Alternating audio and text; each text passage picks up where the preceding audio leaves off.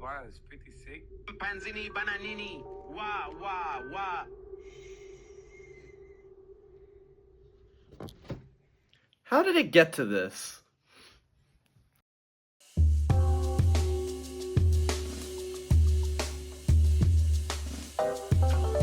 What is content? The word content comes from the Latin contenta, which means things contained. It's been used over the past however many centuries to refer to the material of a medium, such as a book or a painting. However, in recent times, content has taken on a new meaning, something entertaining for the internet. Although influencers are currently fighting tooth and nail to see who can get the best content, Marshall McLuhan isn't so content. Why was this? Walk with me. You see, Marshall McLuhan was a Canadian media theorist from the mid-20th century. He's best known for his work generating an ontology of media, the categorization. It's composed of 3 theses. The first is the extension thesis. McLuhan's extension thesis states that media isn't something that humans interact with, it's an extension of themselves. In the same way that this sword is an extension of my hand, YouTube is an extension of my eyes, because I can see, my ears, as it's an audiovisual medium, and my mouth, as I interact with the comment section. What's McLuhan's second thesis called, I hear you asking? Come take a walk with me. So, McLuhan describes how different forms of mediums create new environments. Within these environments, people act differently, think differently, and interestingly, a lot of the time this change happens subconsciously. McLuhan describes this phenomena by using the example of the global village. He tells us how through some technological medium, people will become more interconnected across the world. This would create a more community-driven group of people. The result of this, McLuhan says that people would be more happy because of how connected they are. Well, in reality, it doesn't quite play out how McLuhan described. On YouTube, we can see a similar process.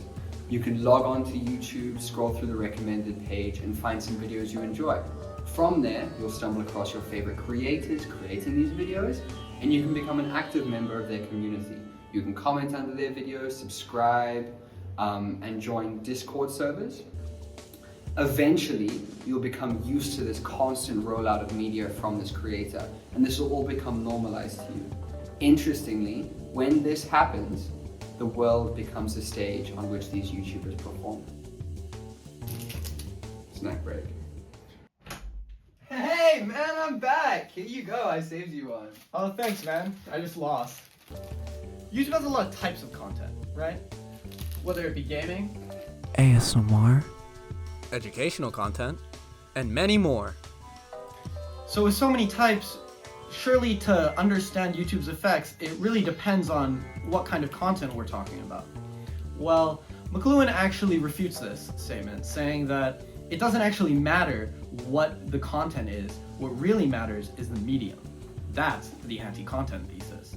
It doesn't matter what is inside of this plastic, whether it be chocolate or something else. The message of this is that anything can be preserved for as long as possible before someone can buy it. The message of YouTube, well, we'll get into that. The YouTube that we know and love today is very different to how it looked during its inception in 2005. To better understand how we can apply Marshall McLuhan's work to YouTube, we need to do a little bit of time travel. There you go, that's much better. In 2005, it was stuff like that went viral. YouTube was full of similar videos. People taking videos of their friends, putting them up on the internet. The medium of YouTube was like a universal corkboard where you could share videos you really enjoyed. People weren't necessarily trying to get famous off of this, and it wasn't that big of a deal yet. There weren't many creators, and it's just a place where really cool videos like that went. Hey man, are you okay? Yeah, I took a bit of a tumble. Do you want to take over for the next 2 minutes? All right. This blitz only lasted around a year though, because by 2006 we had pop-up ads in the browser. By 2007 we had mid-roll ads, And by 2008, pre-roll ads before every YouTube video that you wanted to watch popped up. At first, this made sense. Reward popular creators for their hard work. Because of it, a variety of contents with a variety of lengths were made. There were skits, gaming, and even long-form video. This had a strange effect on the world. Although still small compared to now, YouTube was the largest of its kind back then. This meant that each individual creator with their own individual fan base became its own kind of own individual mini celebrity. The message of this medium is now anyone can be famous. Anyone on the street, they could be your favorite YouTuber. This is where the environmental thesis of McLuhan really comes in and the world becomes a stage. But as time went on, more people joined, competition went up, and shareholders demanded more money. And that's when... Why does my doctor prescribe one brand of medicine? And my pharmacist offers me something different. Many medicines have different names, but have the same active ingredient and work the same. So either way, it's okay. Be medicine wise. Find out how at nps.org.au. The early 2020s were a period of extreme change for YouTube. Creators used to choose if and how many ads were played in their videos, but this changed to ads being present across all YouTube videos. These weren't just 5-second skippable ads, but longer, unskippable pre-roll and mid-roll ads. Now, even non-monetized creators had to compete for the attention of their audiences. Exacerbating this issue, 2020 saw the introduction of YouTube Shorts, a short-form media platform where videos could be a maximum of 3 minutes long and can be doom-scrolled indefinitely. If we pause at this point and look at the structure of YouTube, there are a lot of companies creating content, which is backed by large sums of money. Additionally, there seems to be 3 forms of content available. Short form, like YouTube Shorts, medium form, 30 to 40 minutes, and longer form content, which is 50 minutes or longer. In the case of longer form media, large ads were played throughout the video, but at larger intervals. For short form, ads were placed amongst the shorter videos, but were also smaller ads and skippable. This leaves medium form content, which becomes kind of pointless. It doesn't do anything special or different. Companies who want to use YouTube as a marketing platform would rather use longer form content for high impact videos or shorter form content through accounts on YouTube Shorts. Hey man, corporate wants you to hype it up a little bit. Can you do that? Okay.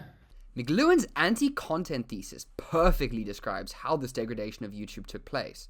Because of the quickly changing environment, where YouTube became a capitalistic venture rather than the universal corkboard it once was, the medium through which videos were created, and therefore the message behind them, completely changed. YouTube is no longer a place where anyone can create whatever they want, but instead it has become its own Hollywood. This a priori perspective goes even deeper. By the 2020s, YouTube has become its own ecosystem, and as academic papers cite other academic papers, YouTube videos cite other YouTube videos. Further, reliance on an audio-visual medium, in addition to pressure from advertisers, makes creators want to optimize. They become more willing to hyperbolize or bend the truth, especially on a cool medium like YouTube Shorts, where it takes a lot more energy from the audience to interpret meaning from the work. The message of this medium has now become, attention retention and entertainment are everything. This leads extrematizing and attention-grabbing content to be king, regardless of their validity, causing people to become trapped in online echo chambers.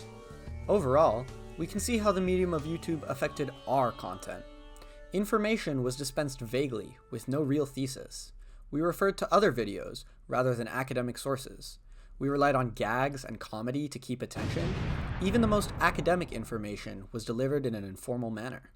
Through the lens of McLuhan's media theory, we can see that the message of YouTube has evolved as it has, not due to the changing content. The changing content is a result of aggressive capitalistic practices that alter the very medium itself. Thanks for watching, and don't forget to like, subscribe, and give us a perfect grade on this assignment.